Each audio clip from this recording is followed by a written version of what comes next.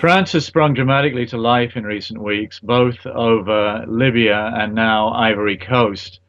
This looks to me like a reaction, possibly an overreaction, by President Nicolas Sarkozy after France's conspicuous failings in both Tunisia and Egypt, where it was way behind the curve and looked like it was in bed with the former leader of Tunisia, Ben Ali, and then with Mubarak in Egypt. And the former foreign minister in France had to resign over that because of her cozy contacts with Ben Ali, and it also caused embarrassment to Prime Minister Fillon.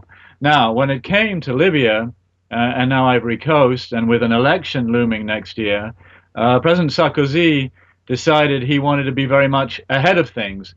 France, of course, has been the first to recognize the rebels in Libya, the transitional authority in Benghazi. Now, in Ivory Coast, responding to a UN resolution which gives it some legal footing, but not, I think, a really waterproof one, French troops have intervened on the side of Ouattara, the victor in elections last year, according to the African Union, the UN, and all neutral observers, to try and secure the resignation of President Gbagbo, who has been resisting and is now holed up in a bunker in the presidential residence. This has been a very aggressive move on France's part. There was a UN motion last Monday. There's been talk of the new responsibility to protect, providing the justification. But French troops have really taken side in Ivory Coast in trying to force this outcome.